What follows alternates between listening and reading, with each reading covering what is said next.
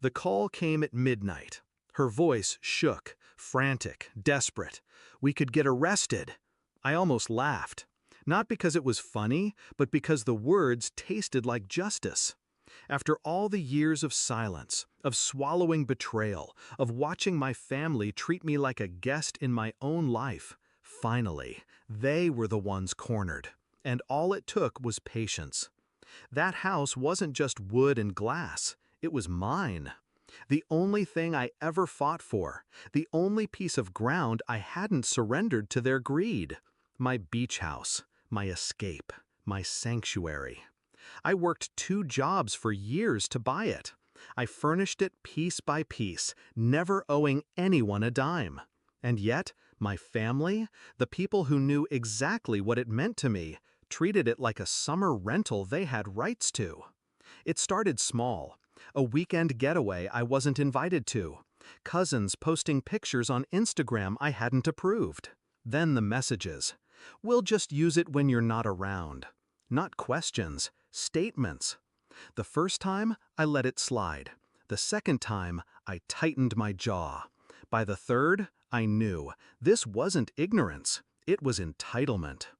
The betrayal revealed itself in layers. I found a listing, not a casual family stay, an actual online rental posting, photos of my furniture, my kitchen, my bed, booked under my mother's account. She had turned my house into her side business, and they never expected me to notice. I didn't confront them, not yet.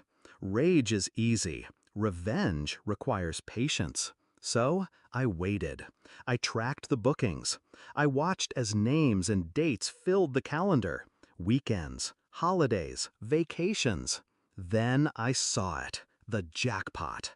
A wedding. 100 guests. Paid in full. Deposits cleared. Every detail set. I knew exactly when to strike. 2 months before the wedding, I walked into the county office.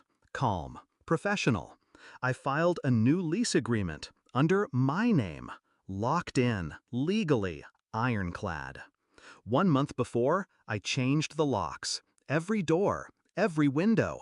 Security cameras installed. Alarms synced to my phone. 2 weeks before, I spoke to the event planner. A casual call. I let slip that the venue might not be available.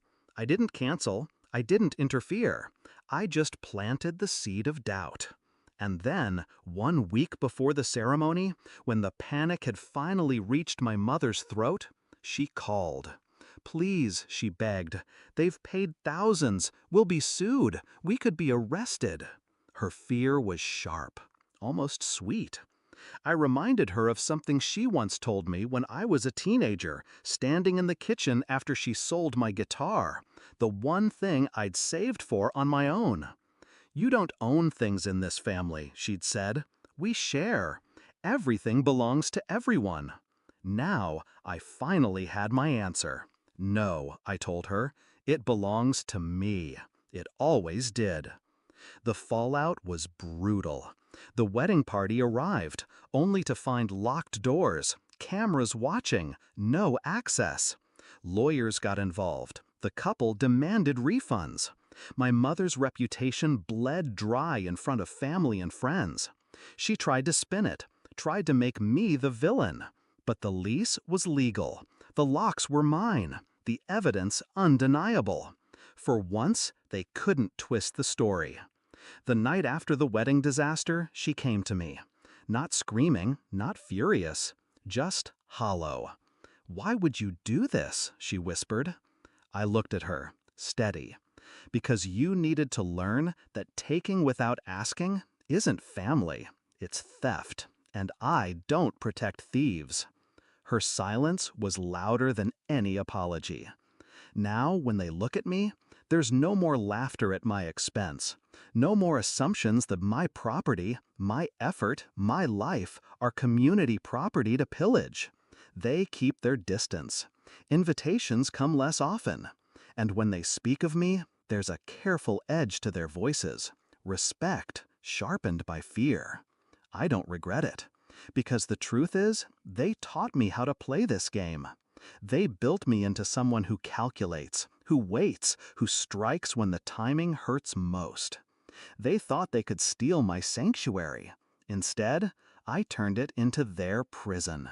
And every time I unlock my beach house now, every time I hear the ocean against the glass, I remember that phone call.